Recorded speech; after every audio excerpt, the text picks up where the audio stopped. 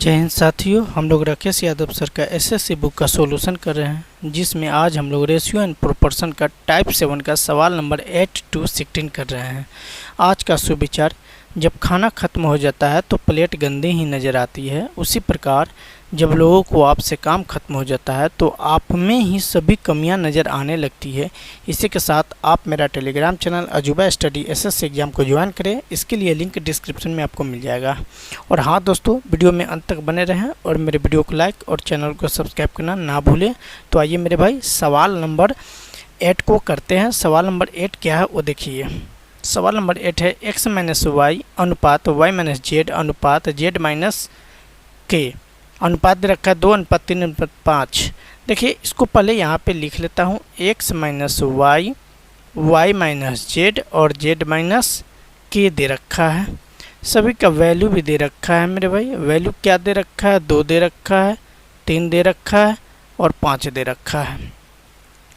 ठीक है मेरे भाई। अब देखिए, अब कह क्या रहा है इसको समझिए। तो z अनुपात x प्लस के का मान क्या होगा? तो इसमें सबसे पहले मेरे भाई x, y, z और k का वैल्यू तो हमें पता होनी चाहिए, तब तो कुछ करेंगे। तो देखिए मेरे भाई, अगर आप अपना से खुद से मान लीजिए k इक्वल 1, k इक्वल 1 रहेगा तो z इक्वल अगर 5 करते हैं मेरे भाई, तो 6 में से 1 जाएगा तो 5 हो जाएगा, मतलब z का वैल्यू आप कहो तो 6 हो जाएगा। अब देखिए यहाँ z अगर 6 है, अब y कितना रखे कि घटाने पे 3 आ जाएगा, मतलब 9 रखेंगे तो 9 माइनस 6 करेंगे 3 हो जाएगा।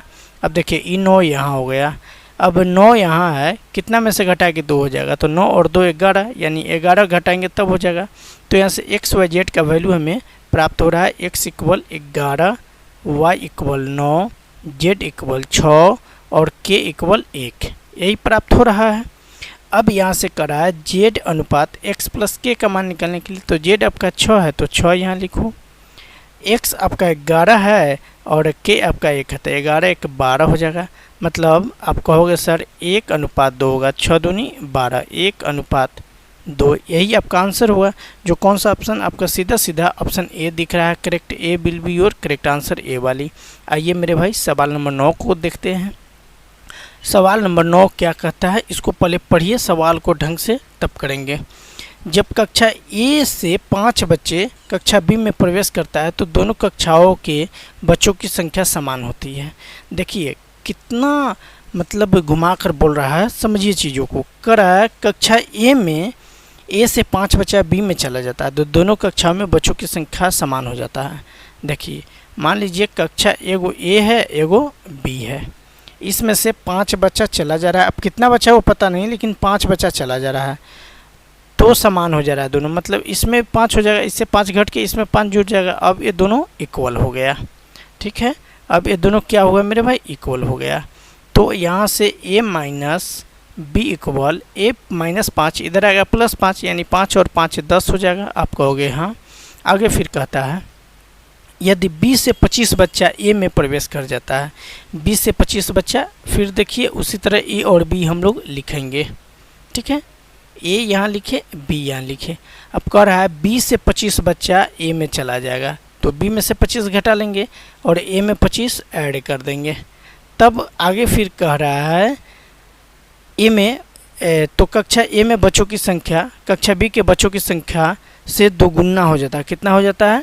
इसका ए दोगुना हो जाता है। अगर इसमें से 25 इसमें आ जाता है तो अब ए दोगुना हो जाएगा किससे? b माइनस 25 से, मतलब b से। अब इसे सॉल्व कर लेंगे तो a प्लस बी, सॉरी हाँ ऐसे, ठीक है, a प्लस 25 इक्वल, इसको लिखो 2b माइनस 50। तो a minus 2b equal, a आपका माइनस 50 है ही और a प्लस 25 इधर आएगा तो माइनस 25 a भी हो जाएगा। आप कहोगे हाँ। तो a माइनस 2b इक्वल आप यहाँ से लिख सकते हो 75। कितना लिख सकते हो? 75 यहाँ से लिख सकते हो। ठीक है, अब आइए अब इन्हीं को सॉल्व कर देंगे, आपका आंसर आसानी से प्राप्त हो जाएगा। देखिए आप इसको समीकरण फर्स्ट ले सकते हैं, समीकरण सेकेंड ले सकते हैं। देखिए हमें पढ़ाना है इसलिए मैं लिख रहा हूँ, आपको कोई लिखने की ज़रूरत नहीं है। आप डायरेक्ट लिखोगे a माइनस बी इक्वल 10 और a minus 2b equal minus 75। अब घटाएंगे तो चिन्ह हमेशा क्या होगा? चेंज होगा मेरे भाई। क्या होगा? चेंज होगा। ठीक है। तो हमने चिन्ह को यहाँ क्या किया, चेंज यहाँ पे कर दिया, ठीक है।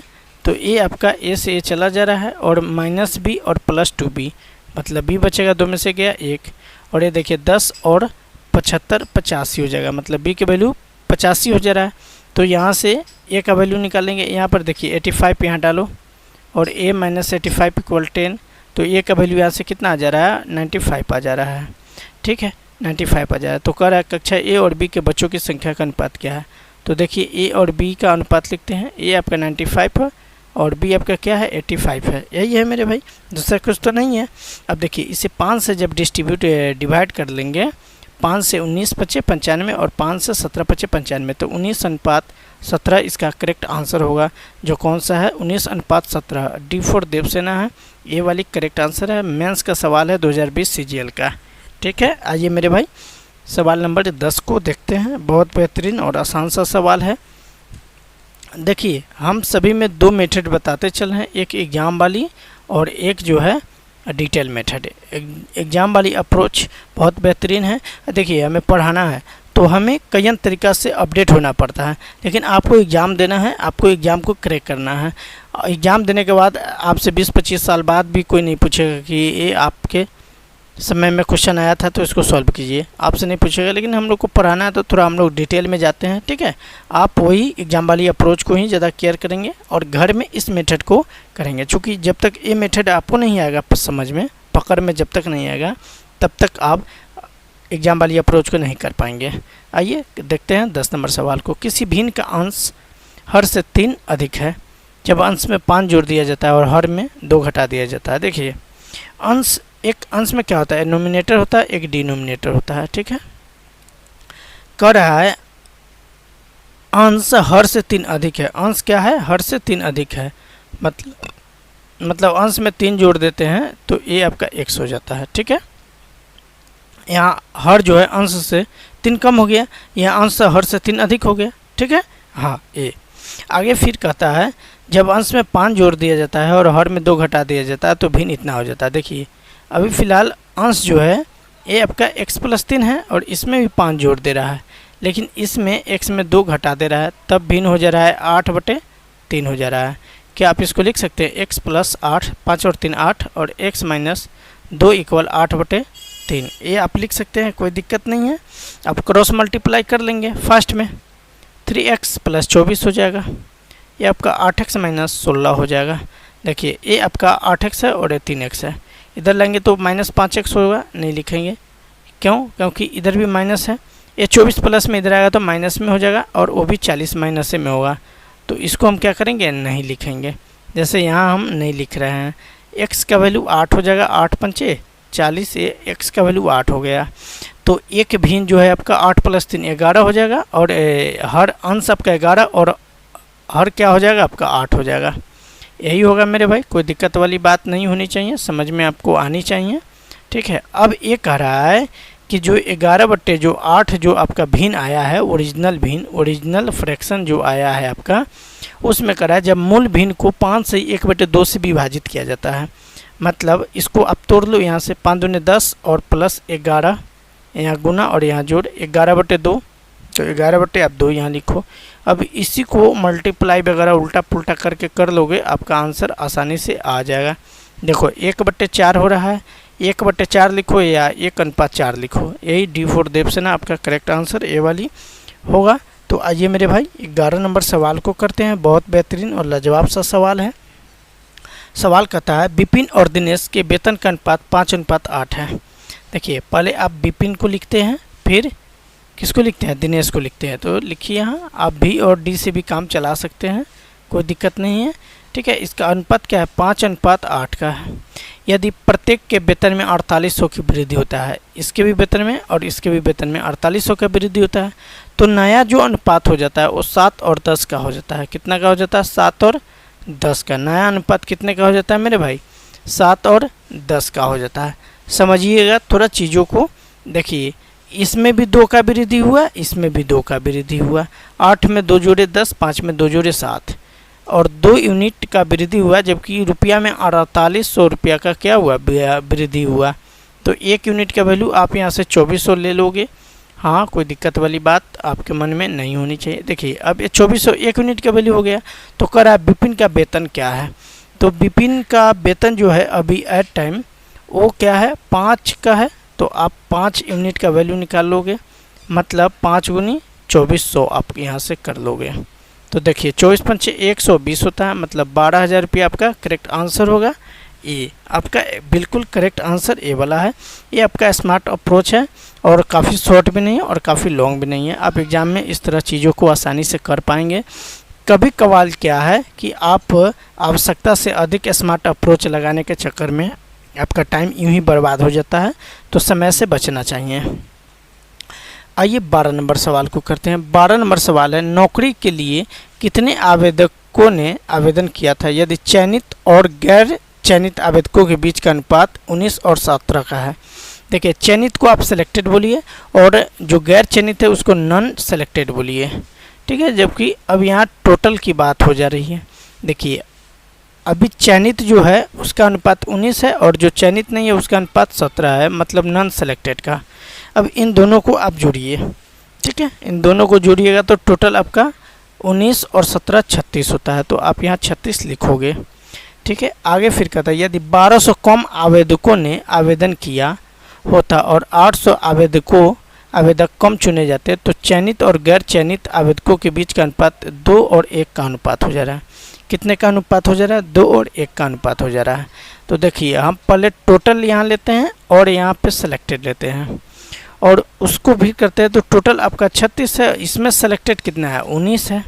नहीं, अब यहाँ पे कह रहा है कि तो चयनित और गैर चयनित आवेदकों के बीच का अनुपात इतना है। तो देखिए चयनित का जो अनुपात कर रहा है वो 2 का कर रहा है और गैर चयनित सेलेक्टेड का बात कर रहा है तो 1 का रहा है, ठीक है। ये इस तरह आप दर्शाएंगे यहाँ से। अब देखिए यहाँ से क्या करेंगे, अब देखिए इसमें जो है 1200 और यहाँ पे आप लिखेंगे 800, ठीक है। 1200 और 800 लिखेंगे, कोई दिक्कत नहीं होने वाली है। अब देखिए यहाँ से क्रॉस मल्टीप्लाई करेंगे, 19 दूना 38, तो यहाँ लिखो 38। ये आपका 36 एकम 36 होगा। इन दोनों के बीच का अंतर आप देख पा रहे हैं, 2 का अंतर है। आइए अब इसे करते हैं, 12 गुनी 1 करते हैं तो 1200 ही होता है और 800 गुनी 2 करते हैं तो आपका 1600 होता है, ठीक है। यहाँ देखिए यहाँ इसके बीच का अंतर 2 है, इसके बीच का अंतर 400 है। मतलब आप सीधा सीधा कहोगे सर 2 यूनिट का वैल्यू 400 के बराबर है, तो 1 यूनिट का वैल्यू 200 हो जाएगा, कोई दिक्कत नहीं है। अब यहाँ पे कर रहा है तो कुल आवेदकों का ही कर रहा है, नहीं तो कुल कितना है? 36 है। तो 36 यूनिट का क्या होगा? 36 दूनी 72,000। कितना होगा मेरे भाई? 72,000। यही तो आपका करेक्ट आंसर है और यही तो पूछ रहा है, कोई अदर आपसे थोड़े पूछ रहा है। तो कौन सा आंसर होगा मेरे भाई? 72, हाँ, before Baahubali will be your correct answer. CGL 18 2018 mains का सवाल बहुत बेहतरीन और लाजवाब सा है। आइए मेरे भाई सवाल नंबर 13 को करते हैं। सवाल नंबर 13 क्या है? ए और ए की आय बी की तुलना में 140 अधिक है। देखिए ए और बी पहले आप लिखिए, ए और बी लिखिए, आगे सी और डी है तो सी और डी भी लिखिए। जो आपको दे रखा है उसको हमने यहाँ पे क्या किया? नोट डाउन कर लिया। अब आइए कर रहा है ए की आय बी की तुलना में 140 रुपये अधिक है। मान लो अगर बी का आय x है तो ए आपका x प्लस 140 हो जा रहा है। इसमें कतई आपको दिक्कत नहीं है, कोई दिक्कत नहीं होनी चाहिए। ए और बी का यहाँ से रिलेशन डेवलप हो गया। अब कर रहा है सी की आय डी की तुलना में 80 रुपये अधिक है। मान लो अगर डी आपका y है तो 80 रुपये अधिक कब होगा? जब इसमें 80 आप ऐड करेंगे तब होगा, ठीक है। तो ए आपका यहाँ से हो गया। अब देखिए इन दोनों को साथ में जोड़िए और इन दोनों को बी और डी को साथ में और ए और बी को आप साथ में कीजिए, ठीक है। देखिए इसको कंपेयर करेंगे, अनुपात दे रखा है इसलिए मैं ऐसा कर रहा हूँ, अपने मन से नहीं कर रहा हूँ। यहाँ पे अनुपात जो है इसकी बात कर रहा हूँ और इसी के ए और सी की आय का अनुपात 2:3 और बी और डी, ए और सी का अनुपात दे रखा है और बी और डी का, तो जो दे रखा है उसी को ना मैं करूँगा, तभी तो तुरंत रिजल्ट तक पहुँच पाएंगे मेरे भाई, क्या नहीं तो फिर तो परेशानी होगी। अब देखिए यहाँ करते हैं तो ये आपका हो जाता है 3x प्लस 14 42 420, ये आपका हो जाता है 2y और 8 दूने 16 160 हो जा रहा है। आप यहाँ से 3x plus minus 2y equal आप घटाओगे 160, 420 से, तब कितने आएगा मेरे भाई 260, वो भी माइनस में आएगा। ठीक है, कोई दिक्कत वाली बात नहीं है। आगे फिर कहता है बी और डी का, तो देखिए बी और डी आपका नॉर्मल सा है, बी और डी क्या है आपका नॉर्मल है, तो ये आपका एक्स और वाई है, जबकि इसका अनुपात क्या दे रखा है 1:2 दे रखा है, 1:2 दे रखा है। आप अगर इसको आप ए लेते हो और इसको, तब आप इसको 2a लोगे। ठीक है, ये आपका हुआ ए, आप मान सकते हो। इसको क्या किए हैं हम, मान लिए लेट किए हैं। ठीक है, थोड़ा सा कलर चेंज करता हूँ तब थोड़ा अच्छा है। अब इसको ले लिए, मान लिए। अब आइए, अब इस चीज़ को यहाँ पे क्रिएट करेंगे। देखिए x के जगह a रखोगे तो 3a हो जाएगा, माइनस 2, तो 2, y के जगह 2a लिखोगे तो 2a यहाँ हो जाएगा, जबकि होगा कितना -260 होगा। ठीक है, अब देखिए ये 4a है और a + 3a है, तो आपका -a हो जाएगा, -a का वैल्यू 260 हो जाएगा। मतलब a की बात करें तो ये आपका कितना हो जाएगा 260 हो जाएगा, ए आपका 260 हो जाएगा। अब देखिए ए का अगर बात करेगा तो देखिए ए आपका ए का वैल्यू जो आया है वही एक्स का वैल्यू है ए वाला, तो आप x = 260 पहले लिखो। अब देखो ए का अगर मान निकालना है तो 260 है, ए क्या आ जाता है जी, हटाओ ना, हटाओ, हाँ ठीक है, हाँ हाँ पेन का कलर चेंज। आइए ये देखिए क्या यार कटपट होता है। हाँ, x का वैल्यू आ गया 260, अब प्लस 140 को ऐड करोगे तब कितना होगा, देखिए 0 होगा, 6 4 10 होगा और 3 1 4 यानी 400। ए का मान कितना आया 400। देखेंगे इस ऑप्शन में सर्च करेंगे, इसमें भी 400 नहीं है, इसमें भी 400 नहीं है, इसमें भी 400 नहीं, ऑप्शन सी में 400 है। तो ये आपका करेक्ट आंसर होगा, मेंस का सवाल है। आप कहो तो मैं करके दिखाता हूँ। ए आपका ए का हुआ 400, बी का कितना होगा 260 होगा। सी की बात करेंगे तो सी की बात करेंगे तब कितना होगा, देखिए सी की बात कर रहे हैं तो आपका सी यहाँ ए आया है 260, मतलब x आया है 260, यहाँ से देखिए ए आपका 260 और गुनी यहाँ y क्या है ए है तो 260, तो 400 एक 520 हो जा रहा है, उसमें आप 80, यहाँ y का वैल्यू 520, 80 इसमें जोड़ दे रहे हो तो ये आपका सीधा 600 हो जा रहा है, और ये आपका 260 ही रह रहा है। ठीक है, 260 ही रह रहा है, तो ये 600, तो यहाँ आपका b हो गया कितना, b हो गया 260, तो 260 हमने यहाँ लिखा। आपका c 600 तो 600 लिखा, और d आपका कितना है, d आपका कितना होगा 520 होगा। d कितना होगा मेरे भाई 520 होगा। कैसे होगा उसको देखिए, आप जो है ये 520 है, कोई दिक्कत नहीं है, ये आप 520 यहाँ डायरेक्ट देखो ना, यहाँ पे है ना वैल्यू यही वाला है, तो आप सीधा समझ लो option C is correct answer. तो आप एग्जाम में सभी को सॉल्व नहीं कीजिएगा, ऑप्शन को भी देखकर काम चलाइएगा अपना। आइए मेरे भाई 14 नंबर सवाल को देखते हैं। ये थोड़ा लंबा है बट कोई नहीं, आसान और बेहतरीन सा सॉल्व हम लोग कर लेंगे। कुछ सवाल थोड़ा सा टफ होता ही है, इसका ये मतलब थोड़े है कि हम ना काम करें। सवाल कहता है 600 रुपयों को ABC में इस प्रकार विभक्त किया जाता है कि, देखिए 600 रुपया है और A + B + C तीनों में आप विभक्त कर रहे हैं। 600 रुपया है, कह रहा है कि A के हिस्से का 2/5 से 40 रुपये अधिक, B के हिस्से का 2/7 से 20 रुपये अधिक तथा C के हिस्से का 9/17 से 10 रुपये अधिक सभी है, तो A का हिस्सा क्या है। देखिए थोड़ा सा अटपटा कर दिया है, तो अटपटा को कटपटा करते हैं। देखिए यहाँ पे लिखेंगे 2A, मतलब 2/5 है तो 2A/5 + 40 किए बराबर में। फिर B का कहता है 2/7, B का कहता है 2/7, कितना अधिक है 20 अधिक है। और C का भी वही बात कहता है, C का क्या बात कहता है 9/17 से 10 अधिक है, मतलब आप सीधा लिखो 9C/17 और +CA लिखो आप। ठीक है, यहाँ तक। अब क्या कर लेंगे मेरे भाई, अब क्या कर लेंगे, अब देखिए पहले A को B से कंपेयर करेंगे, फिर A को C से कंपेयर करेंगे। ठीक है, तो हमारा B और C आ जाएगा। ये है, ये वहाँ से आसानी से आप रिसीव कर सकते हैं चीज़ों को। देखिए अब इसको तोड़ते हैं, 2A + 5 + 40 और इक्वल 2B/7 और +20A है। आप यहाँ करेंगे तो 2A/5 - 2B बटे 7 इक्वल -20 आप लिखेंगे। ठीक है, आप -b इसे लिखेंगे, कोई दिक्कत वाली बात नहीं है। या आप ऐसे भी कर सकते हैं इन चीज़ों को। देखिए आप सीधा जो है यहाँ पे +40 है, उसमें से 20 घटा लेंगे, 20 घटा लेंगे तो +20 हो जाएगा। 40 में से 20 जाएगा, 20 बचेगा आपका। ठीक है, तो +20 लिख के आप लिख सकते हैं 2b बटे 7a लिख सकते हैं। अब आपसे कहो कि b का वैल्यू निकालना है, तब क्या करोगे, 7 को ऊपर लाओगे, 2 के नीचे लाओगे।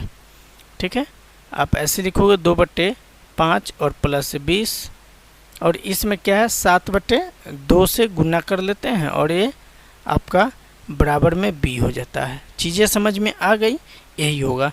अब आप चाहो तो 2 से 2 फिनिश करोगे तो ये भी आपका 10 हो जाएगा, बट आपको और आगे बढ़ने की ज़रूरत नहीं है, कम्प्लेक्स सॉल्यूशन बन जाएगा। अब ए को सी से करते हैं, बी का वैल्यू आ गया, अब सी का वैल्यू यहाँ से आ जाएगा, आसानी से आ जाएगा। देखिए ये क्या है, 2a बटे 5 है, +40 है, ये देखिए 9c बटे 17 है, और 9c और 17 है, और +10 है यहाँ पे, एक क्या है 10 है आपका। ठीक है, तो a +40 है तो -10 हो जाएगा, और 9c और बटे में 17 आप यहाँ पे लिखेंगे।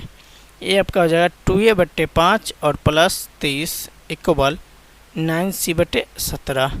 फिर उसी तरह की काम करेंगे, यहाँ पे 17 और बटे 9 हो जाएगा, और ये आपका 2a बटे 5 हो जाएगा, ये और +30 हो जाएगा।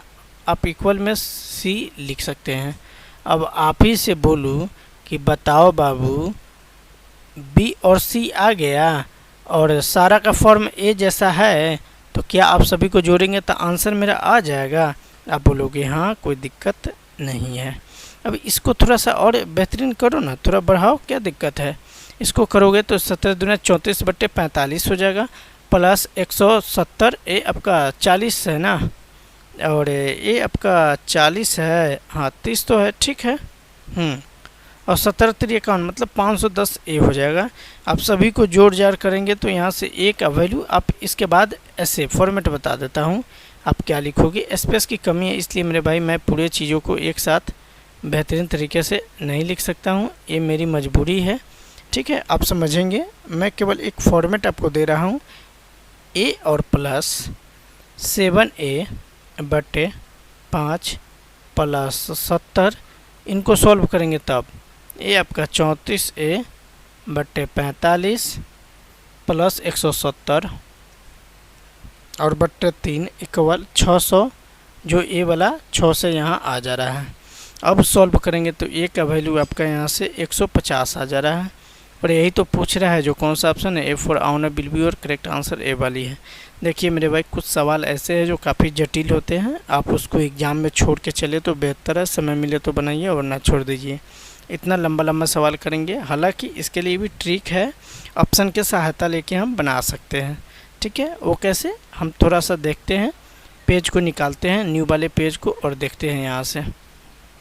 ठीक है, ए वाली पेज, न्यू वाली पेज कहाँ है, यहाँ से एक ऐड में पेज को करता हूँ यहाँ से। ठीक है, कहाँ गया, यहाँ से आओ ना भाई, ये नहीं, चलिए कोई नहीं, पेज यहाँ से मेरा नहीं हो पा रहा है, या मे भी कर नहीं पा रहे हैं, जो भी हो।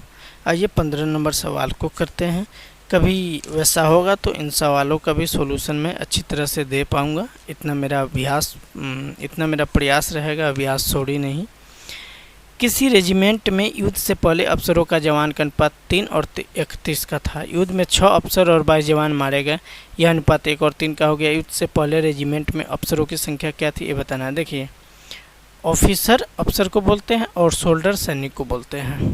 ठीक है, इसका अनुपात पहले 3 और 31 का दे रखा है, फिर बाद में जब मर गया तो हो गया आपका अनुपात 1 और 3 का अनुपात हो गया।